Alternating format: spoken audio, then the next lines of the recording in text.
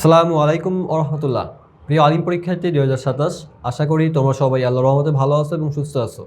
তোমাদের ইংরেজি ক্লাসের ধারাবাহিকতায় আজকে ইংরেজির 4 নম্বর class.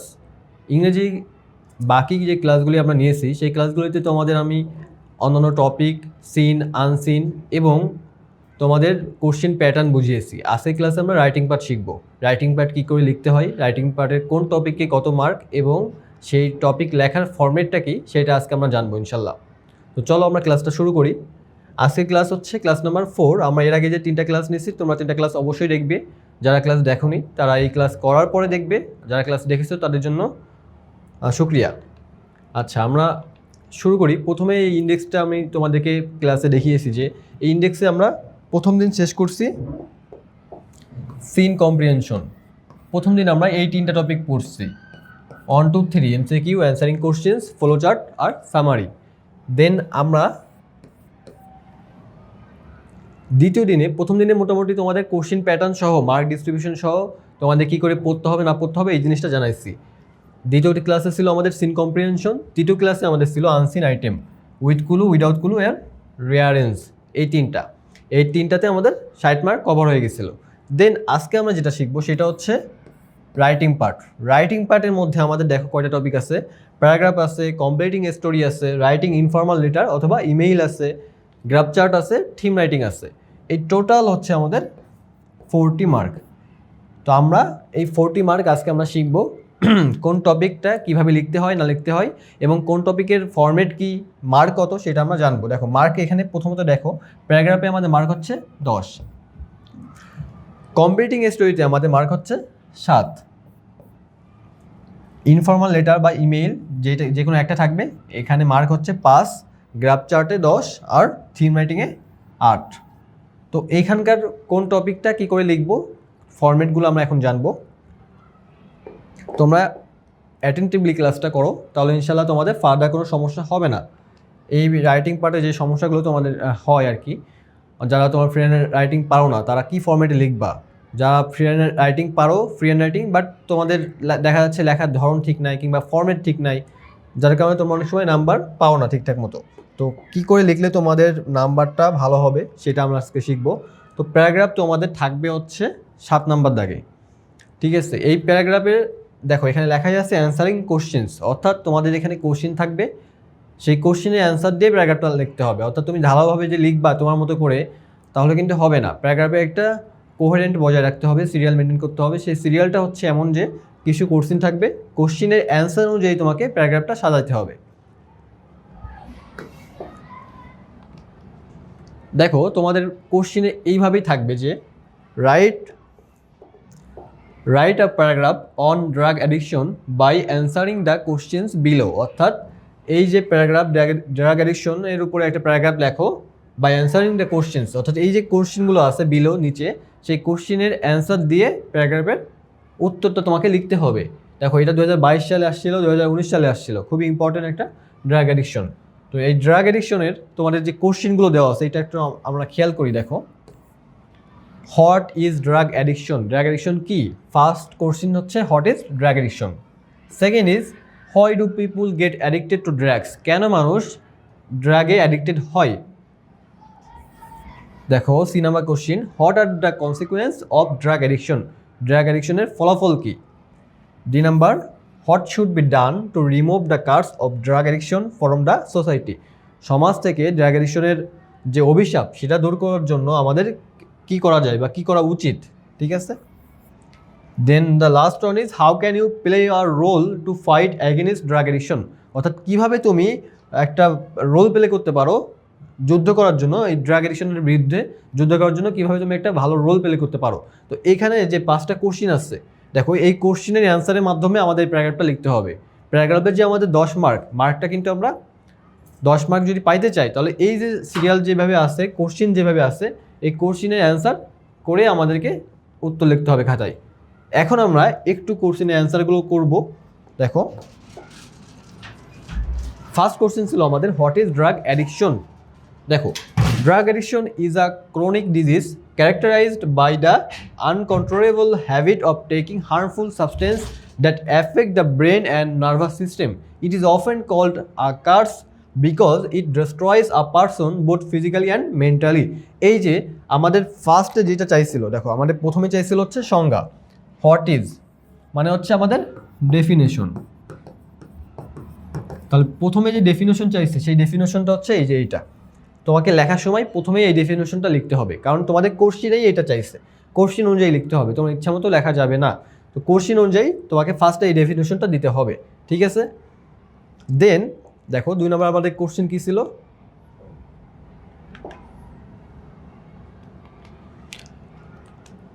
Why do people get addicted to drugs, কেন মানুষ ড্রাগে অ্যাডিক্টেড হয়, মাদকাসক্তিতে মানুষ কেন মাদকে কেন মানুষ আসক্তি হয়, ঠিক আছে, আসক্ত হয়। People generally get addicted to drugs out of frustration. Frustration মানে কি? ফ্রাস্ট্রেশন মানে হচ্ছে হতাশা, মানুষ হতাশার কারণে আসলে ড্রাগ অ্যাডিক্টেড হয়।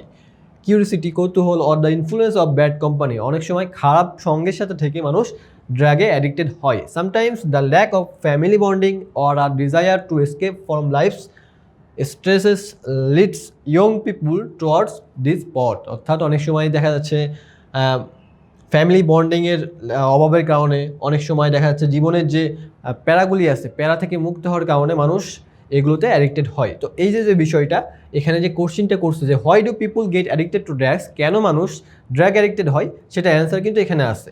অর্থাৎ তুমি যখন লিখবা খাতায়, প্রথমে ডেফিনেশন লিখবাই, কারণ ডেফিনেশন চাইছে, দেন এই কোশ্চিনের অ্যান্সার দেখবা, প্রত্যেকটা কোশ্চিনের অ্যান্সার থাকতেই হবে। এমন না যে কোশ্চিনের অ্যান্সার যতটুকু হয় ততটুকু লিখতে হবে, তুমি আরও অনেক কিছু যুক্ত করতে পারো ভিতরে, কিন্তু কোশ্চিনের অ্যান্সার থাকাটা মাস্ট। অর্থাৎ এইটা যদি না থাকে তাহলে তোমাকে অ্যান্সার পরীক্ষায় যে নাম্বারিং করার ক্ষেত্রে তোমাকে নাম্বার দেবে না, কারণ এখানে বলে দেওয়া থাকে যে answering the questions below, by answering the questions below, অর্থাৎ নিজে যে কোশ্চিন থাকবে সেই কোশ্চিনের অ্যান্সার দেওয়ার মাধ্যমে প্যারাগ্রাফটা করতে বলছে তোমাকে। সো এই বিষয়টা মাথায় রাখবা।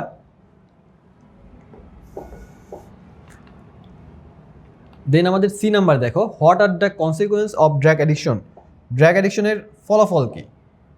The consequence of drug addiction are devastating, it causes severe health issues like heart disease, lung failure, and mental disorders. Furthermore, an addict loses their sense of morality, often turning to criminal activities like theft and hijacking to collect money for drugs, which ruins the peace of the family and society.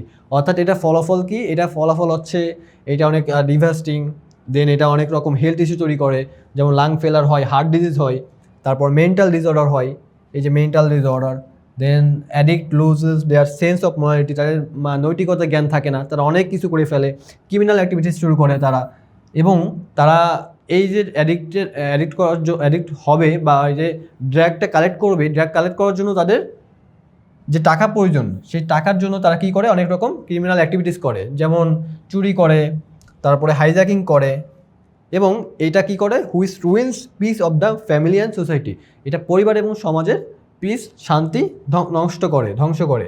তো এই বিষয়টা দেখো, কোশ্চিনের অ্যান্সারটা আমি just এখানে তুলে দিছি, তোমরা এইটা ছাড়াও আরও অনেক কিছু লিখতে পারো, বাট তোমাকে যেটা আমি বারবার বলতে যাচ্ছি সেটা হচ্ছে কোশ্চিন যেটা থাকবে সেটার অ্যান্সার অবশ্যই তোমার প্যারাগ্রাফে থাকতে হবে, ঠিক আছে। দেন দেখো 2 নম্বরে আমাদের কী কোশ্চেন ছিল, what should be done to remove the curse of drug addiction from the society, অর্থাৎ কী করা যায় বা কী করা উচিত টু রিমুভ দ্য কার্স, অর্থাৎ এই অভিশাপ দূর করার জন্য অফ ড্রাগ অ্যাডিকশনের ফ্রম দ্য সোসাইটি, সমাজ থেকে।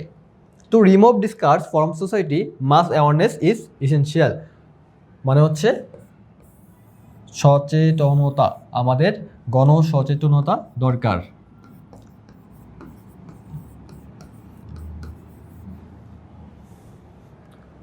The government must strictly enforce laws to stop the illegal trade of drugs, and more rehabilitation centers should be established, অর্থাৎ আমাদের যে রিহ্যাবিলিটেশন সেন্টার কম আছে সেই সেন্টার আমাদেরকে বাড়াইতে হবে, ঠিক আছে। আচ্ছা, তাহলে এইটার অ্যান্সার আমাদের কোশ্চেন কী ছিল, কী করা আমাদের উচিত এই সমাজ থেকে এই অভিশাপটা দূর করার জন্য। ফার্স্ট অফ অল আমাদের গণসচেতনতা বাড়াইতে হবে, দেন গভর্নমেন্টকে কী করতে হবে, ইনফোর্স ল, আইন ইনফোর্স করবে, আইন ইনফোর্স করার মাধ্যমে ইলিগাল ট্রেড অফ ড্রাগের যে ইলিগাল ব্যবসা সেটাকে বন্ধ করবে, এবং কি বাড়াবে, সেন্টার বাড়াবে, rehabilitation centre should be established, অর্থাৎ এটা আরও এস্টাবলিশ প্রচেষ্টা করতে হবে, ঠিক আছে, যেন মানুষ যারা অ্যাডিক্টেড অলরেডি হয়ে গেছে তাদেরকে যেন কন্ট্রোল করা যায় এবং তাদেরকে স্বাভাবিক লাইফে নর্মাল লাইফে ব্যাক করানো যায়, ঠিক আছে। তাহলে অ্যান্সার হচ্ছে এটা। দেন নাম্বারে দেখো, how can you play a role to fight against drug addiction, কী করে তুমি একটা রোল প্লে করতে পারো ড্রাগ অ্যাডিকশনের বিরুদ্ধে। অ্যাজ এ স্টুডেন্ট, একজন ছাত্র হিসাবে I can play a vital role by saying no to drugs, ড্রাগকে না বলার মাধ্যমে আমি একটা ভাইটাল রোল প্লে করতে পারি। Encouraging my friends to do the same, আমার বন্ধুকেও সেম কাজটা করার মাধ্যমেও আমি ভাইটাল রোল প্লে করতে পারি। By participating in social awareness campaign and informing others about the dangers of addiction, অর্থাৎ সোশ্যাল অ্যাওয়ারনেস যে ক্যাম্পেইন হয় সেখানে অংশগ্রহণ করে তারপর ইনফর্মিং আদার্স অন্য কাউকে জানানোর মাধ্যমে আমরা একটা রোল প্লে করতে পারি। I can help build a healthy drug free nation, অর্থাৎ আমি হেল্প করতে পারি একটা স্বাস্থ্য ড্রাগ নেশন, অর্থাৎ একটা সুস্থ ড্রাগ নেশন, ড্রাগ মুক্ত নেশনকে আমি বানানোর জন্য হেল্প করতে পারি, ঠিক আছে। তো এইখানে দেখো মেইনলি যেটা বলছে আমাদের কোশ্চেন, সেই কোশ্চেনে আমরা অ্যান্সারটাই লিখছি, এক্সট্রা কোনো তথ্য নয়। তোমরা পরীক্ষায় যখন এইটা লিখবা তোমরা আবার ভাবো না যে আমি যে কোশ্চেনের অ্যান্সারগুলো লিখছি, দেখা যাচ্ছে ধরো এর অ্যান্সার 2 লাইন, দেন বি এর অ্যান্সার 3 লাইন। তো তোমরা পরীক্ষায় কিন্তু এইভাবে লিখবা না, পরীক্ষায় অ্যান্সার ঠিকই দিবে বাট বি কিন্তু লিখবা না, তোমাদের ঢালাওভাবে লিখে যেতে হবে, কোথায় বি কোথায় ডি, এইভাবে তোমাকে কোনো তোমার মার্কিং করা লাগবে না বা পয়েন্ট আউট করা লাগবে না, যে তুমি জাস্ট ঢালাওভাবে লিখে যাবা, এখানে প্যারাগ্রাফের টাইটেল দিবা, টাইটেল দিয়ে ঢালাওভাবে লিখে যাবা, ঠিক আছে। এবং এই প্যারাগ্রাফ লেখার ক্ষেত্রে কিন্তু আমাদের সাধারণত অনেকে আমরা কি করি, মাঝে মাঝে আমরা গ্যাপ রাখি, 4-5 লাইন লিখলাম তারপর আবার গ্যাপ দিলাম, কিন্তু এরকম কোনো গ্যাপ দেওয়া যাবে না, একবারে আমাদের ঢালাওভাবে লিখতে হবে, ঠিক আছে। কোনো রকম গ্যাপ দেওয়া যাবে না প্যারাগ্রাফ বা অনুচ্ছেদ লিখনে আমাদের সবসময় চেষ্টা করতে হবে তোমাদের ফার্স্ট পেপারের যে অনুচ্ছেদ সেটার নিয়ম হচ্ছে কোশ্চেনের অ্যান্সার লিখতে হবে, এবং কোশ্চেনের অ্যান্সারের পাশাপাশি তুমি আরও বড় করার জন্য তুমি অনেক কিছু যুক্ত করতে পারো, বাট কোশ্চেনের অ্যান্সার ওই প্যারাগ্রাফের মধ্যে তোমার থাকতেই হবে, না থাকলে তোমাদের নাম্বারিং করার ক্ষেত্রে তোমরা ভালো নাম্বার সিকিউর করতে পারবে না, ঠিক আছে। দেন দেখো গ্রাফ চার্ট আমরা শিখবো। গ্রাফ চার্টের মধ্যে তোমাদের সব থেকে বেশি যেগুলো আছে, অর্থাৎ আগে আমরা টাইপস দেখি। দেখো গ্রাফ চার্টে আমাদের কী কী টাইপ আছে, কলাম আছে, দেন পাই চার্ট আছে, লাইন আছে, কলাম লাইন আছে, এরিয়া আছে এবং বার আছে। আমাদের কিন্তু এইচএসসি বা আলিম পরীক্ষায় সবগুলো থেকে কোশ্চেন আসে না, আমাদের কলাম থেকে আসে, অথবা পাই চার্ট থেকে আসে, অথবা বার চার্ট থেকে আসে, ঠিক আছে। তো এই যে এই 3টা আমাদের ইম্পর্টেন্ট, বাকি যে এগুলো আছে 3টা এগুলো আমাদের জন্য ইম্পর্টেন্ট না। তো এগুলোর মধ্যেও কিন্তু সবগুলো থেকে আমাদের বেশিরভাগ সময় যেটা আসে সেটা হচ্ছে গ্রাফ দেওয়া থাকে, গ্রাফ থেকে আমাদের গ্রাফ চার্ট থাকে, সেটা থেকে আমাদের লিখতে হয়। তো এটা আমাদের লেখার ক্ষেত্রে যেটা আমরা ফলো করব। আচ্ছা, আমরা আগে দেখি যে গ্রাফ চার্ট ভিত্তিক রিপোর্ট অ্যানালাইসিসের 3টি অংশ থাকে। কয়টা অংশ? 3টা অংশ। অর্থাৎ তোমরা যে গ্রাফ চার্ট লিখবা, লেখার ক্ষেত্রে তোমাদের 3টা অংশ থাকবে সেই চার্টের ভিতরে। প্রথম অংশটা হচ্ছে টপিক সেন্টেন্স, যেটা সাধারণত প্রত্যেকটা রাইটিং পার্টে আমাদের দরকার। ইভেন আমাদের প্যারাগ্রাফেও কিন্তু topic sentence, supporting sentence, concluding sentence দরকার। কিন্তু যেহেতু তোমাদের প্যারাগ্রাফ এখন অ্যান্সারিং কোশ্চিন, মানে কোশ্চিনে অ্যান্সার দেওয়ার মাধ্যমে লিখতে হবে, সেক্ষেত্রে আমাদের topic sentence, supporting sentence, concluding sentence প্রয়োজন নাই। তবে যদি কোনো কোশ্চিন না থাকতো তাহলে কিন্তু আমরা এইভাবে লিখতে পারতাম, ঠিক আছে। তো এখন আমরা গ্রাফ চার্ট দেখব। গ্রাফ চার্টে আমাদের প্রথমত দরকার হচ্ছে টপিক সেন্টেন্স, অর্থাৎ সাপোজ মোবাইল ফোন ইউজার্স। দেখো মোবাইল ফোন ইউজার্স একটা টপিক, এই টপিক সেন্টেন্সের উপরে আমাকে প্রথমেই টপিক সেন্টেন্সটা লিখতে হবে, এবং এই সেন্টেন্সটা তো সাধারণত একটাই হয়, টপিক সেন্টেন্স, ঠিক আছে। দেন সাপোর্টিং সেন্টেন্স লিখবা। টপিকের পরে যে সাপোর্টিং সেন্টেন্স লিখবা তোমরা, সেই সাপোর্টিং সেন্টেন্সে তোমাদের যে গ্রাফটা থাকবে সেই গ্রাফটা ব্যাখ্যা করতে হবে তোমাকে তোমার মতো করে। অর্থাৎ গ্রাফে দেখা যাচ্ছে আমাদের বিভিন্ন সাল থেকে বিভিন্ন সালের মধ্যে কম বেশি মোবাইল ফোন ইউজার বাড়ছে কমছে, কত সালে কত ছিল, কত সাল থেকে কত সালে বেশি ছিল, কত সালে কম ছিল, এই বিষয়গুলো আমাদের এই সাপোর্টিং সেন্টেন্সে উল্লেখ করতে হবে। এবং এই সাপোর্টিং সেন্টেন্স আমাদের আমরা যত বড় করব তত বড় করতে পারি, তবে আমরা যদি পরীক্ষা খাতায় 10টা সেন্টেন্স লিখি তাও এনাফ আমাদের জন্য, ঠিক আছে। পরীক্ষা খাতায় আমরা 10টা সেন্টেন্স লিখতে পারি। দেন কনক্লুডিং সেন্টেন্সও আমাদের সেম, কনক্লুডিং সেন্টেন্সেও আমাদের 1 থেকে 2টা সেন্টেন্সে আমরা শেষ করে দিব। কনক্লুডিং সেন্টেন্সে আমাদের জাস্ট গ্রাফ চার্টের শেষটা করতে হবে, অর্থাৎ এখানে আমরা ইউজ করতে পারি ফার্দার মোর,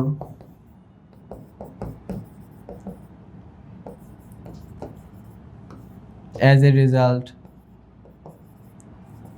অর্থাৎ যেসব কানেক্টর আছে, বিশেষ করে কানেক্টরগুলো যেগুলো কনক্লুডিং কানেক্টর, সেই কানেক্টর আমরা প্রত্যেকটা ইউজ করতে পারি। ঠিক আছে, যে কোনো কানেক্টর আমরা এখানে ইউজ করতে পারি। অর্থাৎ টপিক সেন্টেন্সে আমরা কি করব, টপিক সেন্টেন্সে টপিক যেটা থাকবে সেই টপিকের উপরে আমরা একটা সেন্টেন্স লিখবো। সাপোর্টিং সেন্টেন্সে আমরা টপিক সেন্টেন্সকে সাপোর্ট দেওয়ার জন্য যা যা প্রয়োজন, অর্থাৎ আমাদের গ্রাফ চার্টে ব্যাখ্যা লিখবো।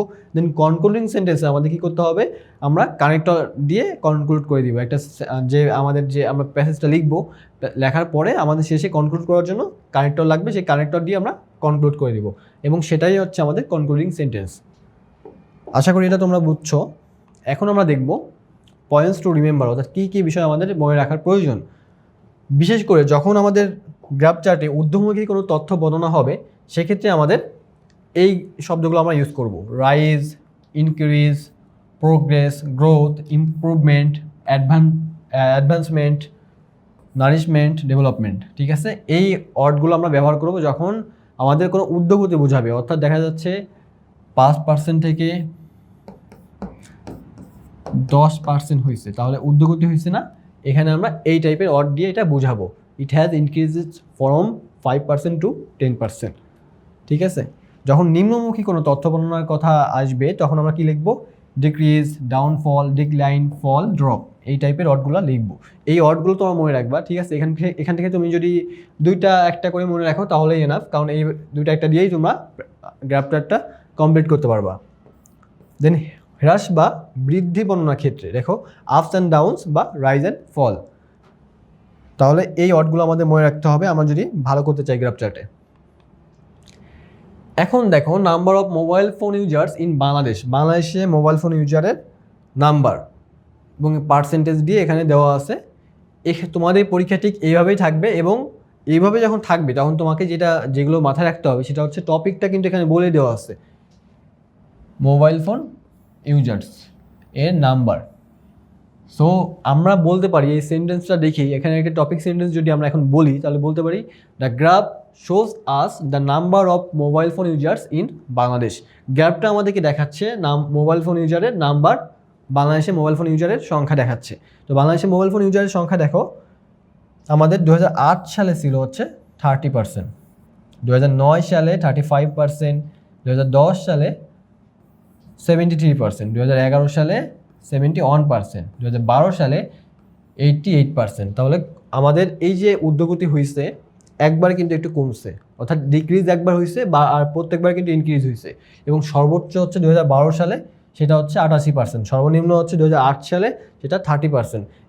এই বিষয়গুলো তোমাকে গ্রাফে ব্যাখ্যা করতে হবে। আমরা যে বললাম টপিক সেন্টেন্স লিখবো, টপিক সেন্টেন্সটা আমরা লিখলাম, দেন আমাদের যে সাপোর্টিং সেন্টেন্স লিখতে হবে। টপিক সেন্টেন্সকে সাপোর্ট করার জন্য যে সাপোর্টিং সেন্টেন্সগুলো আমরা লিখবো সেইগুলো কিন্তু এই যে পুরো যে গ্যাপ আছে না, এই যে পুরো যে গ্রাফ আছে এই গ্রাফটা ব্যাখ্যা করতে হবে। গ্রাফে কত সাল থেকে কত সাল, অর্থাৎ 2008 থেকে 2012 সালে চিত্র তুলে দেওয়া হয়েছে, তার মধ্যে সর্বনিম্ন ছিল 2008 সালে, সর্বোচ্চ ছিল 2012 সালে, এবং আমরা বলতে পারি যে 30% থেকে 88% বাড়ছে। তো এইগুলো প্রত্যেকটা বিষয় আমাদেরকে গ্রাফে আমরা সাপোর্টিং সেন্টেন্সের ভিতরে লিখবো। ঠিক আছে, এগুলো লেখার পরে তারপর আমরা কনক্লুড যখন করব তখন একটা কানেক্টর নিয়ে এসে কনক্লুড করে দিব। ওকে, আমরা একটু দেখি কিভাবে লিখব। দেখো প্রথম যে পয়েন্টটা, আমরা যদি এই যে গ্রাফটা আছে এটা যদি আমরা লিখি পরীক্ষায়, তাহলে প্রথম যেভাবে আমাদেরকে লিখতে হবে, the graph shows the percentage of people using the, গ্রাফের বিষয় আমাদের কী ছিল, mobile phone user, from the year, সর্বনিম্ন বছর কত ছিল 2008, আর সর্বোচ্চ বছর ছিল 2012। অর্থাৎ এইটা আমরা কীভাবে লিখতে পারি, the graph shows the percentage of people using mobile phone users from the year 2008 to 2012। তোমাদের এখানে নিচে উপরে কিন্তু যেটা, এটা হচ্ছে ফরম্যাট, আমি এখানে কয়েকটা ফরম্যাট দেখাইছি, অর্থাৎ মানে তোমাদের এটা হচ্ছে টপিক সেন্টেন্সের ফরম্যাট, এরপর সাপোর্টিং সেন্টেন্সের ফরম্যাট দেখাবো, তারপরে কনক্লুডিং সেন্টেন্সের ফরম্যাট দেখাবো। তো এই ফরম্যাটটা মনে রাখবা, এই ফরম্যাটে হচ্ছে গ্রাফের যেখানে বিষয় লেখা আছে, অর্থাৎ বাংলাতে লেখা আছে, যেখানে গ্রাফের বিষয় লেখা আছে এখানে তোমরা লিখবা বিষয়টা, যেখানে সর্বনিম্ন বছরের কথা বলা আছে। দেখো এই দেখো সর্বনিম্ন বছরে কত ছিল 2008, সর্বোচ্চ ছিল 2012, এই বিষয়টা এখানে আমরা লিখছি।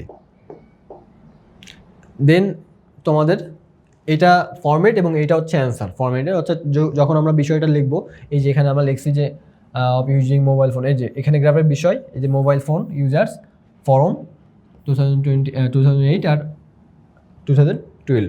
ওকে, এইভাবে আমাদের অ্যান্সারটা করতে হবে, টপিক সেন্টেন্সটা লিখতে হবে। সেকেন্ড পয়েন্ট দেখো, সেকেন্ড পয়েন্টে যে বিষয়টা আছে, সেকেন্ড পয়েন্টে আছে অ্যাকর্ডিং টু দ্য গ্রাফ, অর্থাৎ আমরা এখন লিখবো সাপোর্টিং সেন্টেন্স। এখন সাপোর্টিং সেন্টেন্স লেখার ক্ষেত্রে এই ফরম্যাটটা ইউজ করতে হবে। এইটা তো অনেকে বারবার বলতেছি, উপরের যেটা আছে সেটা হচ্ছে ফরম্যাট এবং নিচেরটা হচ্ছে অ্যান্সার। ঠিক আছে, এই ফরম্যাটটা মনে রাখবা। তোমরা একসাথে সব ফরম্যাট লিখে নিয়ে খাতায় ওটা একবার দেখতে পারো, তাহলে সেটা আরও বেশি ভালো হবে হয়তো। According to graph the highest percentage of, গ্রাফের বিষয় কী ছিল, mobile phone users in the year of, কত সালে, 2012 সালে সব হাইয়েস্ট পার্সেন্ট ছিল, ইজ অজ 80%, 88%, অর্থাৎ 88% ছিল। অ্যান্ড দ্য লোয়েস্ট পার্সেন্টেজ কত ছিল, mobile phone user in the year of 2008 সালে ছিল, এবং এইটা ছিল হচ্ছে 30%। অর্থাৎ এই বিষয়গুলো এখানে অ্যান্সার করা দেওয়া আছে, এখানে উপরে ফরম্যাট দেওয়া আছে, এই ফরম্যাট অনুযায়ী অ্যান্সারটা করা আছে। এই ফরম্যাটটা তোমরা যদি মনে রাখতে পারো, পরীক্ষার খাতায় তোমরা গ্রাফের যে নাম্বার আছে সেই নাম্বারটা সিকিউর করতে পারবে ইনশাল্লাহ। সো ফরম্যাটটা তোমাদেরকে মনে রাখতে হবে। বিশেষ করে যারা তোমরা ফ্রি হ্যান্ড রাইটিং পারো তাদের জন্য ফরম্যাট একবার দেখলেই হয়ে যাওয়ার কথা। যারা ফ্রি হ্যান্ড রাইটিং পারো না তারা এই ফরম্যাটটা ভালো করে মনে রাখবা। এই ফরম্যাটটা যদি মুখস্থ রাখতে পারো তাহলে যে গ্রাফ চার্টই আসুক না কেন তুমি মোটামুটি করে লিখতে পারবা। ঠিক আছে, সো এই ফরম্যাটটা তোমাদের জন্য খুবই দরকার, খুবই প্রয়োজনীয় একটা ফরম্যাট, তোমরা এটা লিখে নেবে খাতায়। থার্ড পয়েন্ট দেখো, from the graph we can see that, গ্রাফের বিষয় এখানে লিখবা ইনক্রিজ টু অ্যারাউন্ড, বৃদ্ধির সংখ্যা কত ছিল, দেখো around 5% from the year of 2008 to 2009।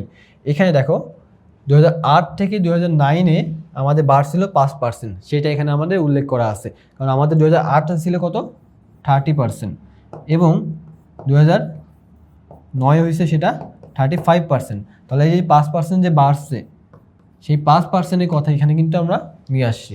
So এইভাবে আমাদের সাপোর্টিং সেন্টেন্সগুলো বাড়াইতে হবে। অর্থাৎ আমাদের তো 3-4 লাইনের মধ্যে গ্রাফ শেষ করলে হবে না, তো আমাদের সাপোর্টিং সেন্টেন্সের মধ্যে গ্রাফের ব্যাখ্যাটা দিতে হবে, অর্থাৎ কত পার্সেন্ট থেকে কত পার্সেন্ট বাড়ছে, কত সালে বাড়ছে, এবং সেটা আমাদেরকে এখানে তুলে দিতে হবে আর কি। তো এইভাবে এই ফরম্যাটটা অনুযায়ী এইটা অ্যান্সার লেখা, ফরম্যাটটা মনে রাখবা তাহলেই হবে ইনশাল্লাহ। দেন ফোর্থ পয়েন্ট দেখো, পরের বছরে in the next year the percentage of mobile phone users increase two 38%, the year of 2009 to 2010 and increase two 73%, অর্থাৎ 38 থেকে একবারে 73% চলে গেছে। এই বিষয়টা এখানে তুলে ধরা আছে, অর্থাৎ এখানেও গ্রাফের যে ফরম্যাট সেই অনুযায়ী অ্যান্সারটা করা আছে। এখানে গ্রাফের আমাদের যে গ্রাফটা দেখছিলাম, অর্থাৎ এখানে যে আমরা গ্রাফটা দেখছি, দেখো এই যে গ্রাফটা দেখছি, মূলত এই গ্রাফটা তোমাকে ভালো করে বুঝতে হবে। এই গ্রাফটা বুঝেই তোমাকে তোমার মতো করে লিখতে হবে। এখানে এমন না যে কোনো আমাদের আলাদা করে মুখস্থ করা লাগবে কোনো বিষয়, এমন না। যা দেখতে পাচ্ছি আমরা সেটাই আমাদের জাস্ট খাতায় তুলতে হবে নিজের ভাষায়। ঠিক আছে, যারা ইংলিশ ফ্রি হ্যান্ড রাইটিংয়ে মানে খুব ভালো পারো না, দক্ষ না, তারা তোমরা কি করতে পারো, আমার যে ফরম্যাটটা এখানে দেওয়া আছে প্রত্যেকটার উপরে পয়েন্টের উপরে কিন্তু ফরম্যাট দেওয়া আছে, এই ফরম্যাটটা তোমরা মুখস্থ করবা, তাহলে তোমাদের খুব সহজে তোমরা পরীক্ষায় নাম্বার সিকিউর করতে পারবা। দেখো 5th পয়েন্ট আমরা পড়লাম, 6th পয়েন্টও সেম ফরম্যাট দেওয়া আছে, ফরম্যাট দেখে অ্যান্সার করা আছে, এটা তোমরা দেখে নিবা। 7th পয়েন্টে দেখো, it is clear that through the rise and fall people are being interested in using mobile phone keeping place with the developed countries, অর্থাৎ যে উন্নত যেসব দেশগুলো আছে তাদের সাথে হচ্ছে পেস বজায় রাখার জন্য আমাদের মানুষ মোবাইল ফোনে ইন্টারেস্টেড হয়ে যাচ্ছে। তো এই রাইজ অ্যান্ড ফল কিন্তু আমরা তখন বললাম যখন উঠানামা করতেছে। আমরা শুধুমাত্র যদি উঠতো তাহলে ইনক্রিজ বলতাম, কিন্তু আমরা দেখলাম যে গ্রাফটা যদি তুমি দেখো যে আমাদের কিন্তু একবার ফল হয়েছে, যার কারণে আমরা শুধুমাত্র রাইজ বলতে পারবো না, ইনক্রিজ বলতে পারবো না, আমাদের ডিক্রিজও বলা যাবে না, কারণ আমাদের তো কমে নাই, একবার মাত্র কমছে, যার কারণে রাইজ অ্যান্ড ফল বলতে হবে। এটা আমরা তোমাদের যে পয়েন্ট টু রিমেম্বার যেটা একটু আগে দেখাইলাম সেখানে কিন্তু এটা উল্লেখ করা আছে, অর্থাৎ এই সেন্টেন্সটা, এই ওয়ার্ডটা আমাদেরকে মনে রাখতে হবে, ফ্রেজটা মনে রাখতে হবে। এটা আমি মার্ক করে দিচ্ছি, দেখো এই ফ্রেজটা রাইজ অ্যান্ড ফল, এটা মনে রাখতে হবে আমাদের, ঠিক আছে? যখন আমাদের ওঠানামা করবে কোনো বিষয় তখন আমাদের রাইজ অ্যান্ড ফলটা ইউজ করতে হবে। আচ্ছা, এখন আমরা গ্রাফ চার্টের যে অ্যান্সার আছে সেই অ্যান্সারটা এখানে দেখতে পাচ্ছি। আমাদের যে যত ফরম্যাট দেখালাম তারপরে তোমাদেরকে অ্যান্সার করে দিলাম, সেই পুরোটা হচ্ছে এখানে তোমার ফরম্যাট অনুযায়ী অ্যান্সারটা করা আছে এখানে তোমাদের। তো অ্যান্সারটা দেখবা, ওই আমাদের মোবাইল ফোনের যে গ্রাফ চার্টটা আসছিল ওটা খুব সম্ভবত 25 ব্যাচের আসছিল, তো ওইটা দেখে তোমরা অ্যান্সারটা, ওইটার অ্যান্সার এটা, তো ওইটা দেখে এই অ্যান্সারটা দেখার পাশে রেখে দেখবা যে কীভাবে করা আছে। আমাদের প্রথমেই দেখো আমরা যেভাবে শিখছিলাম, আমাদের প্রথমে শিখছিলাম আমরা একটা টপিক সেন্টেন্স থাকবে, টপিক সেন্টেন্স। এই যে প্রথমটা হচ্ছে topic sentence, the graph shows the percentage of people using mobile phone users from the year 2008 to 2012, এই পর্যন্ত আমাদের টপিক সেন্টেন্স। এরপরে অ্যাকর্ডিং টু দ্য গ্রাফ, এইটা থেকে শুরু করে একেবারে আমাদের এই পর্যন্ত এটা হচ্ছে সাপোর্টিং সেন্টেন্স, ঠিক আছে? দেন কনক্লুডিং সেন্টেন্সটা দেখো, ইট ইজ ক্লিয়ার দ্যাট, এটা পরিষ্কার যে through the rise and fall people are becoming interested in mobile phone users in keeping with the developed countries, অর্থাৎ এইটা হচ্ছে আমাদের কনক্লুডিং সেন্টেন্স,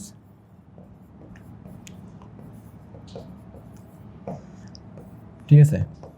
যাই হোক, তো এইভাবে আমরা যে শিখলাম টপিক সেন্টেন্স লাগবে, আমাদের সাপোর্টিং সেন্টেন্স লাগবে, আমাদের কনক্লুডিং সেন্টেন্স লাগবে, এটা কিন্তু আমরা এখানে দেখতে পেলাম যে কি আমরা এখানে আমাদের টপিক সেন্টেন্স এক লাইনে, কনক্লুডিং সেন্টেন্স এক লাইনে, এবং মাঝখানে যেটা আমরা করছি সাপোর্টিং সেন্টেন্স, এই সাপোর্টিং সেন্টেন্সটা মূলত হচ্ছে যে গ্রাফটা থাকবে সেই গ্রাফের ব্যাখ্যা, গ্রাফটাই সব তথ্য দেওয়া আছে, সেই তথ্য তোমার মতো করে জাস্ট লিখতে হবে, তাহলে ইনশাল্লাহ এটার নাম্বার তোমরা পাবা। আচ্ছা, আমাদের গ্রাফ চার্ট শেষ, এখন আমরা শিখবো স্টোরি রাইটিং। তোমাদের রাইটিং পার্টে, ইংলিশ ফার্স্ট পেপারের রাইটিং পার্টে 3 দাগে যেটা থাকবে, অর্থাৎ 3 নম্বরে যেটা থাকবে সেটা হচ্ছে স্টোরি রাইটিং। স্টোরি রাইটিং দেখো, স্টোরি রাইটিং হচ্ছে 2 প্রকার আছে, ট্র্যাডিশনাল বা কনভেনশনাল একটা, আর একটা হচ্ছে ক্রিয়েটিভ স্টোরি। তো আমাদের সাধারণত ট্র্যাডিশনাল আসে, ক্রিয়েটিভ আসে না, তো ক্রিয়েটিভও আসতে পারে, বলা যায় না, কারণ ক্রিয়েটিভ অনেক সময় এখন যেহেতু তোমাদের নতুনভাবে পরীক্ষা হওয়ার সম্ভাবনা আছে, তো ক্রিয়েটিভ স্টোরিও দিয়ে দিতে পারে হঠাৎ করে, বা ট্র্যাডিশনাল স্টোরি দিলে তোমরা সবাই পারবা। নর্মালি ট্র্যাডিশনাল স্টোরি সবাই পারো, যে বিভিন্ন গল্প যেমন পড়ো, যে 88 ক্রো, তৃষ্ণার্ত কাক, এই টাইপের যে স্টোরিগুলো আছে আর কি, বা ডন্ট জাজ এ বুক বাই ইটস কভার, তারপরে গ্রাফস আর সোর, এই যেগুলো আমাদের ট্র্যাডিশনাল স্টোরি আছে এগুলো সবাই মোটামুটি জানো। আর ক্রিয়েটিভ স্টোরিগুলো হচ্ছে নিজের মতো করে লিখতে হবে, ঠিক আছে? তোমার কোনো একটু 3-4টা লাইন থাকবে, সেইটা দেখে মনে তোমাকে একটা গল্প সাজাইতে হবে, সাজানোর পরে নিজেকে একটা তোমার গল্প লিখতে হবে পরীক্ষায়। আচ্ছা, স্ট্রাকচার অফ রাইটিং স্টোরি, আমরা এখন স্টোরি রাইট করার যে স্ট্রাকচার সেটা দেখব। স্টোরি তোমাকে পরীক্ষা লিখতে হলে প্রথমেই তোমরা দেখবা যে তোমাদের 2-3 লাইন দেওয়া থাকে, যেই স্টোরি তোমাদেরকে লিখতে বলবে সেই স্টোরির 2টা বা 3টা লাইন দেওয়া থাকে। তো প্রথমেই কি করবা, তোমরা সুইটেবল টাইটেল দিবা একটা, যে স্টোরিটা থাকবে তোমাদের পরীক্ষার খাতায় সেখানে কিন্তু টাইটেল দেওয়া থাকবে না, বাট 3-4টা লাইন, 2-3টা লাইন দেওয়া থাকবে। তো প্রথমেই তোমাদের যেই কাজটা প্রয়োজন সেটা হচ্ছে একটা সুইটেবল টাইটেল দেবা, সেই স্টোরির টাইটেলটা কি সেটা তোমরা দেবা। Then right what is given in the question, অর্থাৎ কোশ্চিনে যে 2-3 লাইন লেখা থাকবে সেটা তোমাকে লিখতে হবে। দেন ল্যাঙ্গুয়েজ ইউজ, অর্থাৎ তোমরা ল্যাঙ্গুয়েজ ইউজ করবা, কোন ল্যাঙ্গুয়েজ ইউজ করবা, এমন না যে এখানে ইংলিশ বাংলা কথা বলা হচ্ছে, কারণ ইংলিশটা তোমাকে লিখতেই হবে। এখানে মেইনলি যেটা ফোকাস রাখবা সেটা হচ্ছে প্রেজেন্ট পাস্ট, ঠিক আছে? প্রেজেন্টে লিখবা নাকি পাস্টে লিখবা, এই বিষয়টা হচ্ছে এখানে মেইনলি ফোকাস রাখতে হবে, কারণ ট্র্যাডিশনাল স্টোরি যদি থাকে সাধারণত আমাদের সব পাস্টে লিখতে হয়, আর যদি ক্রিয়েটিভ স্টোরি লিখতে বলে তাহলে সেটা প্রেজেন্টে লেখা যায়, ঠিক আছে? তো তোমরা খেয়াল রাখবা যে তোমাদের যে 2 থেকে 3টা লাইন যে দেওয়া থাকবে পরীক্ষায়, সেই 2 থেকে 3টা লাইনে দেখবা যে প্রেজেন্টে আছে নাকি পাস্টে আছে, সেই অনুযায়ী তোমরা বাকিটা লিখবা। সাধারণত ক্রিয়েটিভে সবই আমাদের কনভেনশনাল স্টোরিতে সবই আমাদের পাস্টে থাকে, তো পাস্টেই আমাদের লেখার সম্ভাবনা থাকবে বেশি। দেন ক্লাইম্যাক্স লিখবা, অর্থাৎ তোমাদের যে স্টোরিটা আসেটা কেন, প্রত্যেকটা স্টোরিতে দেখবে যে একটা ক্লাইম্যাক্স আছে। ক্লাইম্যাক্স যদি না থাকে তাহলে সেটা কিন্তু স্টোরিতে মানুষের আসক্তি হয়, মানে আকর্ষণ বাড়ে না। তো আকর্ষণ বাড়ানোর জন্য প্রত্যেকটা স্টোরিতে প্রত্যেক লেখক ক্লাইম্যাক্স রাখেন, তো এই ক্লাইম্যাক্সটা তোমরা ইনশিওর করবা স্টোরিতে। দেন ইন্ডিং বা মোরাল, একটা মোরাল দিতে হবে, অর্থাৎ গল্পে যে তুমি লিখছো গল্পের নৈতিকতা থেকে গল্পের একটা শিক্ষা দিবা, নৈতিক শিক্ষা, যেন সেই শিক্ষার মাধ্যমে বোঝা যায় যে গল্পে এটাই বোঝাতে চেয়েছে। তো এই বিষয়গুলো তোমরা মাথায় রাখবা যে স্ট্রাকচার অফ রাইটিং স্টোরি লেখার যে স্ট্রাকচার, সেটা হচ্ছে প্রথমেই আমাদের টাইটেল দিতে হবে। টাইটেল দেওয়ার পরে যে দুটি লাইন আমাদের কোশ্চেনে থাকবে সেটা তুলে দিতে হবে। দেন ল্যাঙ্গুয়েজ ইউজ করতে হবে, প্রেজেন্ট বা পাস্ট। আমাদের যে কোশ্চিনে যদি আমাদের পাস্ট থাকে তাহলে পাস্ট লিখতে হবে, কোশ্চিনে যদি প্রেজেন্ট দিয়ে আমাদের ক্রিয়েটিভ স্টোরি লিখতে বলা থাকে তাহলে ক্রিয়েটিভ স্টোরি লেখার ক্ষেত্রে প্রেজেন্ট ইউজ করতে হবে। দেন ক্লাইম্যাক্স, দেন এন্ডিং বা মোরাল, ঠিক আছে। দেন আচ্ছা, তোমরা দেখতে পাচ্ছ তোমাদের কোশ্চিনের মতো এইভাবে থাকবে, read the beginning of the following story, অর্থাৎ এই যে স্টোরিটা আছে এই স্টোরিটার তোমাকে পড়তে হবে শুরু থেকে, complete it in your own way, তোমার নিজের মতো করে এটাকে শেষ করতে হবে। গিভ আ টাইটেল টু ইট, এখানে দেখো বলে দেওয়াই আছে, এখানে দেখো এই যে বলে দেওয়াই আছে যে গিভ এ টাইটেল টু ইট, একটা টাইটেল দেও। এখানে দেখো এই তোমাকে 3 লাইন 4 লাইন দেওয়া আছে, এবং এই যে 3.5 লাইন দেওয়া আছে, এই 3 লাইন দেওয়ার পরেও এখানে কিন্তু কোনো রকম টাইটেল নাই। তোমাকে প্রথমে এইভাবে বলে দেওয়া থাকবে কোশ্চিনে যে একটা টাইটেল দাও, তুমি টাইটেল দিবা, প্রথমে খাতায় লেখার প্রথমে একটা টাইটেল দিবা। টাইটেল দেওয়ার পরে এখানে খেয়াল করো, দেখো লেখা আছে complete it in your own way, তোমার নিজের মতো করে এটা শেষ করো। এখানে তোমার একটা স্বাধীনতা দেওয়া আছে, অর্থাৎ সাপোজ তোমার একটা গল্প আসলো, যে গল্পটা তোমার কাছে কমন না, তুমি সেই গল্পটা পড়ো নাই, এখন তুমি সেটা কী করে লিখবা, সেটা লেখার জন্য তোমাকে গল্প তোমার মতো করে সাজিয়ে তুমি বানায় লিখতে পারো। লেখার পরে জাস্ট একটা মোরাল দিয়ে দিবা, কনক্লুডিং সেন্টেন্স দিয়ে দিবা, তাহলে গল্পটা হয়ে যাবে। সেই জিনিসটাই এখানে ইনশিওর করছে যে complete it in your own way, তোমার নিজের মতো করে এটা শেষ করো, ঠিক আছে। এমন না যে বইয়ে যেভাবে লেখা আছে সেইটাই তুমি লিখবা, তোমার সাপোজ বইয়ের গল্পটা মনে নাই বা তুমি ওটা পড়োই নাই, এমন একটা গল্প আসছে, তখন তুমি এইটা নিজের মতো করে লিখে একটা মোরাল দিয়ে দিবা, ঠিক আছে, একটা মোরাল দিয়ে দিলে হয়ে যাবে। এখানে দেখো কোন গল্পটা আসছে, এটা 2024 সালে আলিম ব্যাচে যারা ছিল তোমাদের সিনিয়ররা, তাদের আসছিল শেখ সাদির গল্পটা। আমরা জানি যে এই গল্পটাতে শেখ সাদি ছিলেন, তাকে তার পোশাকের কারণে সম্মান করা হয়েছিল না। দেন তার পোশাক, পরবর্তীতে তিনি ভালো পোশাক পরে যাওয়ার ফলে বা তাকে বেশি আপ্যায়ন করা হয়েছিল, তখন তিনি খাবার নিয়ে তার পোশাকের পকেটের ভিতরে রাখছিলেন।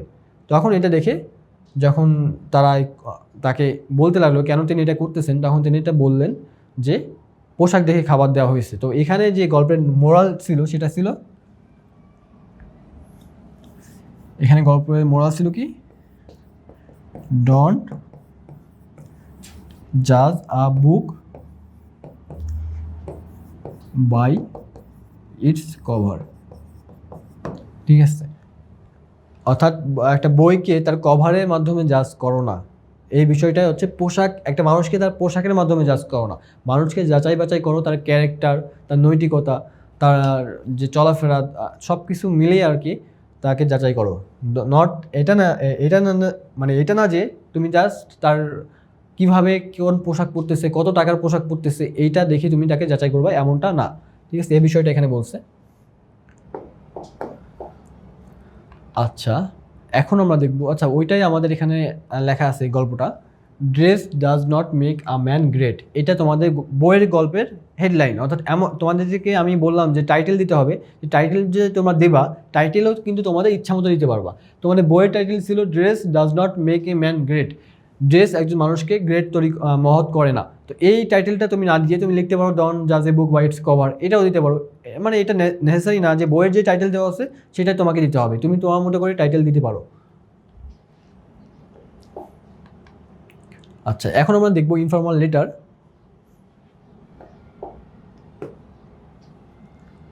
ইনফর্মাল লেটার দেখো, layout of informal letter, informal লেটারে কী কী থাকবে সেটা আমরা একটু দেখে নেই।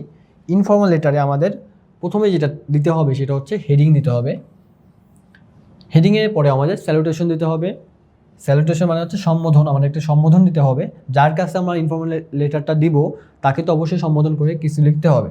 দেন মেসেজ, অর্থাৎ এটা হচ্ছে বডি, মেইন কথা, যেই মেসেজটা দেওয়ার জন্য আমরা লেটারটা লিখব সেই লেটারের মেসেজটা আমরা এইখানে দিব। দেন ভ্যালিডিকশন, অর্থাৎ বিদায়ী সম্বোধন।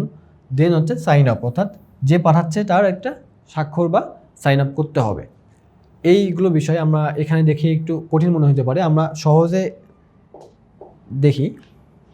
দেখো প্রথমে যে জিনিসটা থাকবে আমরা জানলাম সেটা হচ্ছে address and date, top right of the page. আমাদের পেজের যে টপ রাইট কর্নার, আচ্ছা আগে এখানে রাইট ছিল, এখন কিন্তু আমাদের লেফটে রাখতে হবে, অর্থাৎ আমরা রাইট, এখন আমাদের এখানেই ডেটটা দিতে হবে। ঠিক আছে, ডেট এবং অ্যাড্রেসটা এই পাশে দিতে হবে। আগে আমরা লিখতাম রাইট পাশে, ডান পাশে, এখন আমাদের বাম পাশে লিখতে হবে। গ্রেটিং করতে হবে, যাকে পাঠাবা তাকে গ্রেটিং করে লিখতে হবে, যেটা আমরা একটু বললাম স্যালুটেশন। তারপরে বডি লিখতে হবে। বডিতে দেখো তিনটে জিনিস থাকে। বডিতে থাকবে হচ্ছে opening, ask about their health wellbeing, তাদের স্বাস্থ্য কেমন আছে না আছে এই বিষয়টা থাকবে। মেইন কন্টেন্ট থাকবে share your news or reason for writing, অর্থাৎ বডিতে যে তিনটা বিষয় থাকবে, প্রথম বিষয় হচ্ছে তুমি তাদেরকে তাদের শরীর ভালো মন্দ সম্পর্কে জিজ্ঞাসা করবা। মেইন কন্টেন্ট যেটা লিখবা সেখানে লিখবা হচ্ছে তুমি কী কারণে তাদের কাছে চিঠি লিখতেছো। 3 নম্বরে লিখবা হচ্ছে মেনশন সিইং দেম সুন, তাদেরকে আবার তুমি দেখবা, দ্রুত দেখবা বা তাদের সাথে আবার দেখা হবে দ্রুত, এই বিষয়টা তুমি মেনশন করবা। তো বডিতে মেইনলি এই তিনটা জিনিস থাকে। তো বডি অনেক সময় আমরা মনে করতে পারি যে বডিতে কী থাকবে না থাকবে, যার কারণে এখানে ক্লিয়ার আউট করে দেওয়া হচ্ছে যে বডিতে কী কী থাকতে পারে বা কী কী দেওয়া উচিত। তাদের স্বাস্থ্য সম্পর্কে, তাদের ভালো মন্দ সম্পর্কে খোঁজ নিতে হবে, আমাদের লেখার মূল উদ্দেশ্য লিখতে হবে, রিজন লিখতে হবে, তারপরে তাদের সাথে আবার আমাদের দ্রুত দেখা হবে এই বিষয়টা লিখতে হবে। দেন আমাদের কনক্লুশনে দেখো লেখা থাকবে I look forward to hearing from you. এটা সাধারণত কমন একটা সেন্টেন্স, এটা সব কনক্লুশনে সবাই ইউজ করে। দেন সাবস্ক্রিপশন মানে হচ্ছে দেখা আমরা যে সাইন আপ করলাম সেই সাইন আপ করতে হবে। এই বিষয়টা আমরা সহজে তুলে ধরছি। তোমাদের এই যে কোশ্চেন 19 সালে তোমাদের যে কোশ্চেন আসছিল সেখানে দেখো লেখা আছে সাপোজ ইউ আর সালিম। তোমাদের পরীক্ষা কিন্তু এইভাবে আসবে, suppose you are Salim, Sahir is your best friend, you are going for a picnic, now write a letter your friend Sahir inviting him to join the picnic. অর্থাৎ পিকনিকে যাচ্ছে, তার বন্ধু সাহির বেস্ট ফ্রেন্ডকে সে জানাবে। তো এইটা তোমাদের 19 সালে আসছিল, এটা আমরা একটু অ্যান্সার করব। দেখো এটা অ্যান্সারটা এখানে দেওয়া আছে। এখন এই অ্যান্সারটা কীভাবে দেওয়া আছে দেখো, আমাদের কিন্তু ফর্মেট ঠিক রাখতে হবে। ঠিক আছে, ফর্মেট ঠিক রাখলেই কিন্তু আমাদের ইনফর্মাল লেটারে মার্কটা আমরা ইনশাল্লাহ নিশ্চিত করতে পারবো, ইনশিওর করতে পারবো। তো ফর্মেট ঠিক আছে, কিন্তু যে মাঝে মাঝে যে গ্যাপ দেওয়া আছে, গ্যাপটা কিন্তু তোমাদেরকে বোঝানোর জন্য দেওয়া হয়েছে, সব জায়গায় গ্যাপ দেওয়া লাগবে না। যেমন এখানে কিন্তু গ্যাপ হবে না, এখানে আমি গ্যাপ দিয়েছি জাস্ট তোমাদেরকে বোঝানোর জন্য। দেন এইটাও আমাদের গ্যাপ দিবে না, এখানে একসাথে লিখে দিবা। জাস্ট এখানে তোমরা একটা গ্যাপ দিতে পারো, এই যে এখানে, কারণ দেখতে সুন্দর লাগবে। অর্থাৎ আমাদের বডি পুরোটা হচ্ছে এইটা, এইভাবে 3টা গ্যাপে তোমরা এটা ফিল করবা। ঠিক আছে, এখানে একটা গ্যাপ দিতে পারো আর কি, এটা গ্যাপ দিলে ভালো লাগবে দেখতে। তাহলে এইভাবেই তোমরা পরীক্ষায় লিখবা, পরীক্ষায় লিখলে ইনশাল্লাহ নাম্বার ঠিক পেয়ে যাবা। ফর্মেট আমাদের ঠিক রাখতে হবে। আমাদের বিশেষ করে ইনফর্মাল লেটার এবং ইমেইলে যদি আসে বা অ্যাপ্লিকেশন আসে, তাহলে সেই ক্ষেত্রে তোমাদের অ্যাপ্লিকেশন কিন্তু এখানে আসবে না, এখানে ইনফর্মাল লেটার অথবা ইমেইল, আর ফর্মাল লেটার তোমাদের এখানে নাই। তো ইনফর্মাল লেটার বা ইমেল যদি আসে সেক্ষেত্রে তোমাদের ফর্মেট ঠিক রাখলেই নাম্বারটা ইনশিওর হবে। ফর্মেট ঠিক না রাখলে কিন্তু নাম্বার পাবা না। ঠিক আছে, তাহলে ফর্মেটটা ভালো করে দেখে নেবা তোমরা। দেখো এই যে লেটারটা লিখবা, লেখার পরে কিন্তু একটা ইনভলভ রাখতে হবে। পরীক্ষা খাতা ঠিক এইভাবেই তোমরা লিখবা, যে যার কাছে পাঠাচ্ছে সে লিখবে সালিম, যেহেতু তার বন্ধু সাহিরকে পাঠাচ্ছিল, যার কারণে সালিম ফ্রম টু সাহির, তারপরে এখানে অ্যাড্রেসটা দিবা। ঠিক আছে, তারপরে এই কর্নারে তোমরা লিখবা ইসলাম, যেভাবে ঠিক এইখানে ইনভলভটা আঁকানো আছে এইভাবে তোমরা পরীক্ষায় লিখবা, তাহলে তোমাদের নাম্বারটা তোমরা পাই যাবা ইনশাল্লাহ। দেন আমাদের যদি ইনফর্মাল লেটার না আসে তাহলে আমাদের ইমেল আসবে, এই দুটার যে কোনো একটা আসে পরীক্ষায়। তো ইমেল যদি আসে, ইমেলের ফর্মেটটা একটু দেখে নাও। দেখো ইমেলের ফর্মেটটা হচ্ছে ফর্ম, যে ইমেলটা পাঠাচ্ছে তার ইমেল অ্যাড্রেস দিতে হবে, টু যার ইমেলে পাঠাচ্ছে রিসিপিয়েন্ট তার অ্যাড্রেসটা দিতে হবে। দেন সেন্ট, অর্থাৎ যখন পাঠাচ্ছে ডেট টাইম এটা দিতে হবে।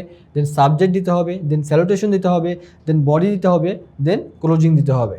ঠিক আছে, এই যে ফর্মেটটা মনে রাখবা, ফর্মেটটা মনে রাখলে কিন্তু পরীক্ষায় নাম্বারটা তোমরা পাবা। ফর্মেট আমি বারবার বলতেছি, কারণটা হচ্ছে অনেকেই দেখা যাচ্ছে তোমার ফ্রি হ্যান্ড রাইটিং করতে পারো কিন্তু ফর্মেট ঠিক থাকে না। ইমেইলে তারপরে আমাদের ইনফর্মাল লেটারে, এগুলোতে ফরম্যাট খুবই গুরুত্বপূর্ণ। তোমাদের পরীক্ষায় ইমেল এইভাবেই থাকবে যে suppose your younger brother sister doesn't know the importance of learning English, now write an email to your younger brother telling him about the usefulness of learning English. অর্থাৎ ইংরেজি শেখার গুরুত্ব বা প্রয়োজনীয়তা তাকে জানাতে হবে। এইটা দেখো ফরম্যাটটা, এই যে ফরম্যাটটা খেয়াল রাখবা, পরীক্ষার সময় ফরম্যাটটা খুবই গুরুত্বপূর্ণ। দেখো ফরম্যাট দিয়ে লিখলে তোমাদের নাম্বারটা ইনশিওর হয়ে যাবে। দেখো যার কাছে যে পাঠাচ্ছে তার ইমেইল অ্যাড্রেস, যার কাছে পাঠাচ্ছে তার ইমেইল অ্যাড্রেস। এখানে অনেকে কী করে বড় হাতে দিয়ে ফেলে, বড় হাতে কিন্তু হবে না, ইমেইল অ্যাড্রেসে সবসময় ছোটো হাতের হবে, ঠিক আছে। দেন যেই দিন পাঠাচ্ছে অর্থাৎ তারিখ, দেখো বার, তারিখ, সময় সব দিতে হবে আমাদের। দেন সাবজেক্ট দিতে হবে, ইম্পর্টেন্স অফ লার্নিং ইংলিশ, সাবজেক্টটা কিন্তু তোমাদের কোশ্চেনে দেওয়া থাকবে। দেন সালাম দিয়ে শুরু করলা, যেহেতু এটা আমরা মাদ্রাসা ব্যাকগ্রাউন্ডের স্টুডেন্ট সব মিলে আমরা এখানে সালাম দিয়ে শুরু করলেই সুন্দর লাগবে দেখতে। লিখছি দেখো ডিয়ার সাহেব, তাকে স্যালুটেশন জানাইছে। I hope this email finds you in good health and ইমান, how are you and everyone at home. I am writing this to talk to you about something very important for your future. I noticed your lack of interest in English, but you must realize its usefulness. English is global language and essential. মানে ইংলিশের গুরুত্ব বুঝে তুলবা যে English হচ্ছে global language and etcetera. এইভাবে লিখে higher এডুকেশনের জন্য ইংলিশ গুরুত্বপূর্ণ এবং ভালো ক্যারিয়ারের জন্য ইংলিশ গুরুত্বপূর্ণ, এইভাবে লিখে তুমি তাকে ইংলিশ শেখার গুরুত্বটা বলে দেবে। কারণ এখানে লেখাই আছে importance of learning English, English শেখার গুরুত্বটা এখানে আমাদের সাবজেক্ট ছিল। সো এইভাবে তোমরা লিখবা, এই যে ফরম্যাটটা লেখা আছে না, এই ফরম্যাট অনুযায়ী লিখবা। ফরম্যাট যদি ঠিক থাকে নাম্বারটা পেয়ে যাবে ইনশাল্লাহ। দেন আমাদের থিম রাইটিং, তোমাদের ইংরেজি ফার্স্ট পেপারে লাস্টে যেটা থাকবে সেটা হচ্ছে থিম। রাইটিং পার্টের যে লাস্ট যে টপিকটা সেটা হচ্ছে থিম, এবং থিম লেখার যে টেকনিকটা আছে সেটা আমরা এখন শিখব। থিম মানে হচ্ছে মূল বিষয়। তো মূল বিষয় লেখার জন্য আমাদের প্রথম যেটা প্রয়োজন সেটা হচ্ছে কিওয়ার্ড বা মূল শব্দ। আমাদের একটা যে প্যাসেজ দেওয়া থাকবে কোশ্চেনে, সেই প্যাসেজ কবিতা থাকতে পারে, কবিতার লাইন থাকতে পারে 3-4টা লাইন, অথবা প্যাসেজ দেওয়া থাকতে পারে। তো প্রত্যেকটা প্যাসেজ বা কবিতার লাইনে আমাদের কিওয়ার্ড থাকবে, মূল শব্দ থাকবে। মূল শব্দ দিয়েই আমাদের মূল বিষয়টা লিখতে হবে। আমরা যদি থিম লিখতে চাই, থিম মানে যেহেতু মূল বিষয়, তো মূল বিষয়টা বুঝতে হলে অবশ্যই আমাদের মূল শব্দগুলো জানতে হবে, মূল শব্দগুলোর অর্থ জানতে হবে। দেন পারপোজ জানতে হবে, অর্থাৎ কবি এখানে কোন পারপোজে এই কবিতাটা লিখছে বা কোন পারপোজে লেখক তার লেখাটা লিখছে, এটা আমাদেরকে জানতে হবে। কারণ এখানে নিজের উদ্দেশ্যে মূল বিষয়টা লেখা লাগবে না। এখানে বলা হয় যে কবির উদ্দেশ্য লেখা, কবির যে ভাষায় লিখছে কবিতাটা, অথবা লেখক যে ভাষায় তার অনুচ্ছেদটা লিখছে, প্যাসেজটা লিখছে, যে গল্পটা লিখছেন, সেই লেখকের যে পারপোজ, সেই পারপোজটা এখানে আমাদেরকে তুলে ধরতে হবে, মূল বিষয় তুলে ধরতে হবে। মেটাফোর, অর্থাৎ লেখক যদি এখানে কোনো মেটাফোর ইউজ করেন তাহলে মেটাফোরটা আমাদেরকে বুঝতে হবে, সেই অনুযায়ী কাজ করতে হবে, লিখতে হবে। সিম্বলিজম, অর্থাৎ লেখক যদি কোনো সিম্বল দিয়ে এখানে বোঝান তাহলে সিম্বলটাও আমাদেরকে বুঝে লিখতে হবে। টোন, লেখক যে টোনে লিখছে, লেখক যদি আমাদের ফানি টোনে লেখে তাহলে ফানি টোনে আমাদেরকে লিখতে হবে। লেখক যদি আমাদের একটু রোমান্টিক টোনে লেখে তাহলে আমাদের রোমান্টিক টোনে লিখতে হবে। তো লেখক কীভাবে লিখছে না লিখছে সেই জিনিসটা আমাদেরকে মনে রাখতে হবে, দেখতে হবে। মানে তোমাদের প্যাসেজটা দেখে বা যে লাইনগুলো থাকবে সেই লাইনগুলো দেখে বুঝতে হবে যে লেখকের উদ্দেশ্য কী, লেখকের মেটাফোর ইউজ করছে কিনা, লেখকের টোন কী, এই লেখায় কোনো কনফ্লিক্ট আছে কিনা। অর্থাৎ প্রত্যেকটা স্টোরিতে কিংবা প্রত্যেকটা পোয়েমে কিন্তু কনফ্লিক্ট থাকেই না, কোনো না কোনো কনফ্লিক্ট থাকে। সাধারণত নাটকে বা স্টোরিতে থাকে, পোয়েমে কনফ্লিক্ট থাকে না, পোয়েমে থাকে হচ্ছে মেটাফোর থাকে। মেটাফোরটা বা পারপোজটা আমাদেরকে বুঝতে হবে কবিতার। এবং যখন আমাদের নাটক থাকবে বা গল্প থাকবে তখন আমাদের কনফ্লিক্ট বের করতে হবে, যে এখানে কোথায় দ্বন্দ্ব আছে, কোথায় সংঘাত আছে। সেই সংঘাতটাই হচ্ছে আমাদের মূল বিষয়, এবং সেই সংঘাতটা ধরে কিওয়ার্ডগুলো জানতে হবে। একটা যে আমাদের প্যাসেজ থাকবে, প্যাসেজে যে কিওয়ার্ডগুলো আছে, মূল শব্দগুলো আছে, সেই মূল শব্দগুলো আমাদেরকে জানতে হবে। জানার মাধ্যমে আমরা থিমটা লিখতে পারবো, ঠিক আছে। এখন আমরা দেখি ফরম্যাট অফ থিম। এখানেও সেম জিনিস, থিম লেখার ক্ষেত্রে এখানেও আমাদের প্রথমেই টপিক সেন্টেন্স লাগবে, দেন সাপোর্টিং সেন্টেন্স, দেন কনক্লুডিং সেন্টেন্স লাগবে, ঠিক আছে। তাহলে আমাদের প্রত্যেকটা রাইটিংয়ের ক্ষেত্রে কিন্তু এই 3টা জিনিস আমাদের প্রয়োজন, টপিক, সাপোর্টিং, কনক্লুডিং। এইটা মনে রাখবা, তাহলে রাইটিং লেখার ক্ষেত্রে তোমাদের সুবিধা হবে। দেখো ফরম্যাট এক্সপ্লেনেশন। টপিক সেন্টেন্সে থিমের মূল বিষয় খুঁজে বের করতে হবে। টপিক সেন্টেন্স আমরা লিখবো, সেখানে থিমের মূল বিষয় আমাদের খুঁজে বের করতে হবে। দেন সাপোর্টিং সেন্টেন্সে 2-3 লাইনের মধ্যে থিমের মূল ভাবটি তুলে ধরতে চেষ্টা করতে হবে। কনক্লুডিং সেন্টেন্সে finally, does, lastly, for this reason, etcetera ব্যবহার করে এক লাইনে ইটি টানতে হবে। অর্থাৎ এখানে খুবই মানে একটা জিনিস মনে রাখবা যে আমাদের থিম মানে হচ্ছে মূল ভাব, ঠিক আছে, বা মূল বিষয়। এখানে মাত্র আমাদের পাঁচটা সেন্টেন্স থেকে 6টা সেন্টেন্স দিলেই আমাদের হয়ে যাবে এনাফ, ঠিক আছে। যেহেতু এখানে তোমাদের জাস্ট মূল ভাবটা বুঝতে চাইছে, যার কারণে তোমরা এখানে ব্যাখ্যা করবো না। যেটা মেইন ভাব, যেটা মূল ভাব, সেটা কিওয়ার্ড দেওয়ার মাধ্যমে তোমরা লিখে ফেলবা। পয়েন্টস টু রিমেম্বার, যেগুলো থিম লেখার ক্ষেত্রে যেই বিষয়গুলো তোমাদের মনে রাখা প্রয়োজন, সেটা হচ্ছে হুবহু কোনো লাইন তুলে দেওয়া যাবে না। তোমাদের কবিতার লাইন যদি থাকে, কোনো লাইন হুবহু তুলে দেওয়া যাবে না। যদি কোনো প্যাসেজ থাকে, কোনো গল্প থাকে, গল্পের লাইন হুবহু তুলে দেওয়া যাবে না। দেন কোনো ধরনের এক্সাম্পল ব্যবহার করা যাবে না। দেন তারিখ, সময় বা অন্য কোনো কিছুর ব্যাখ্যা দেওয়া যাবে না। নিজের মতামত দেওয়া যাবে না। থিমটি ছোটো করে লিখতে হবে, থিম বড় করা যাবে না। কিন্তু এটা বারবার বলতেছি, এটা মনে রাখবো। থিম অনেকে চায় যে না আরও আমি পারতেছি, আমি বেশি করে লিখি। থিম মানেই যেহেতু মূল বিষয়, তো এখানে মূল বিষয়টা লিখতে হবে, বড় করা যাবে না। স্পেলিং অ্যান্ড সেন্টেন্স স্ট্রাকচার ঠিকঠাক রাখতে হবে। থার্ড পারসন পারসেপটিভে লিখতে হবে, অর্থাৎ তুমি ফার্স্ট পারসনে নিজের মতো, in my opinion, I think that, এরকমভাবে লেখা যাবে না, ঠিক আছে। সব আমাদের থার্ড পারসন পারসেপটিভে লিখতে হবে। দেন থিম লেখার সময় সাধারণত সিম্পল প্রেজেন্ট টেন্স ব্যবহার করতে হবে। থিম লেখার সময় আমাদের সিম্পল প্রেজেন্ট টেন্সে লিখতে হবে। তাহলে আমাদের এই বিষয়গুলো মনে রাখতে হবে আমরা যদি থিম লিখতে চাই ভালো করে।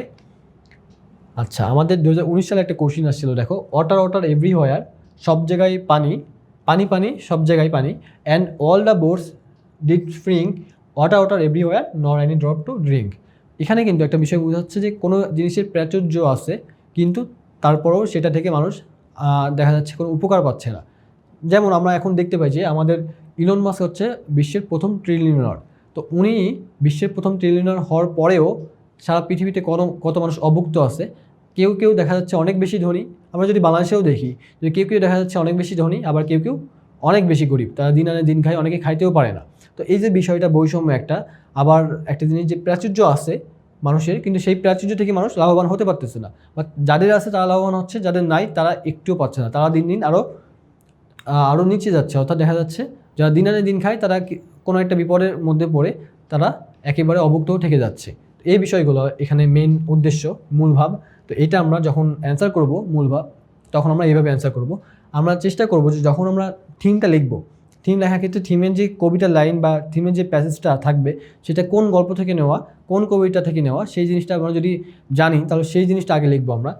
যেমন দেখো, এখানে যে 4 লাইন আছে আমাদের, এই 4 লাইনটা আমাদের এই যে the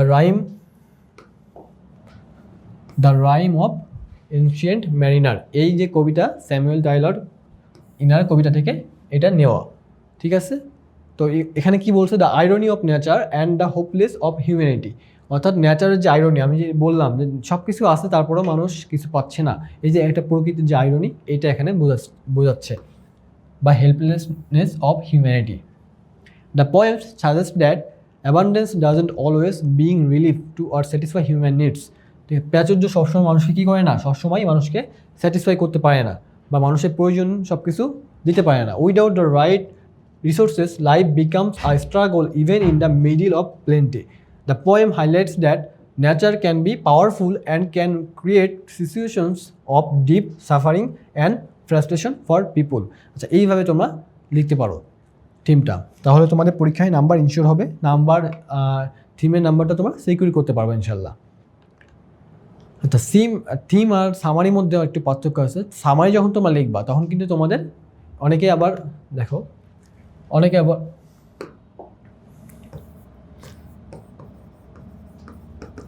summary R theme, summary মানে কি, সারাংশ, থিম মানে মূল বিষয়। তো সামারি এবং থিমের মধ্যে একটু পার্থক্য আছে। ফার্স্ট পেপারে যেহেতু দুটাই আছে, তোমরা অনেকে সামারি এবং থিমটা একটু মানে তোমরা বুঝে উঠতে পারো না যে কীভাবে লিখবা না লিখবা। দুটাই কিন্তু মোটামুটি সেম, কিন্তু সামারি লেখার ক্ষেত্রে আমাদের ইনফর্মাল ওয়েতে লেখা যায়, থিমে কিন্তু ইনফর্মাল ওয়েতে লেখা যাবে না, থিমে ফর্মালি লিখতে হবে। থিমে আমরা চাইলে আমরা যেমন কবিতার নাম দিচ্ছি বা লেখকের নাম দিচ্ছি, সামারিতে এমনটা দেওয়ার কোনো প্রয়োজন নাই। সামারির যে প্যাসেজটা থাকবে, সিনের প্যাসেজ, সেই প্যাসেজটা পড়ে সারাংশ লিখবো জাস্ট, আর কোনো কাজ নাই সামারিতে। থিমে আমাদের একটু ফর্মাল ওয়েতে লিখতে হবে, এবং পরীক্ষায় তোমাদের থিমটা লেখাটা বেশি গুরুত্বপূর্ণ, কারণ থিম যেহেতু ফর্মাল ওয়েতে লিখতে হবে, তাই থিমে ভালো মার্ক পেতে হলে ফর্মাল ভাবটা তোমাদেরকে বজায় রাখতে হবে। এবং ডিইউতে পরীক্ষায় যে তোমাদের মাঝে মাঝে থিম আসে, এই থিম কিন্তু সামারি কিন্তু আসে না, থিম আসে। তো থিম লেখার ক্ষেত্রে ওখানেও আমাদের ফর্মাল ওয়েতে লিখতে হয়, ঠিক আছে। সামারি আর থিমের যে পার্থক্য সেটা আশা করি তোমরা বুঝছো। তোমাদের পরীক্ষায় সামারি এবং থিম দুটাই থাকবে, তো দুটা যেভাবে আমি বললাম সেভাবে ইনশাল্লাহ লিখতে তোমার নাম্বার সিকিউর করতে পারবো ইনশাল্লাহ।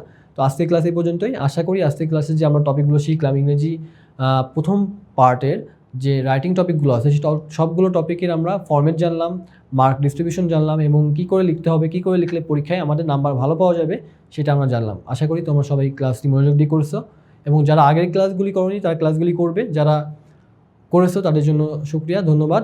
তোমরা আমাদের সাথেই থাকো। আজকের ক্লাস এই পর্যন্তই। আসসালামু আলাইকুম ওয়া রাহমাতুল্লাহ।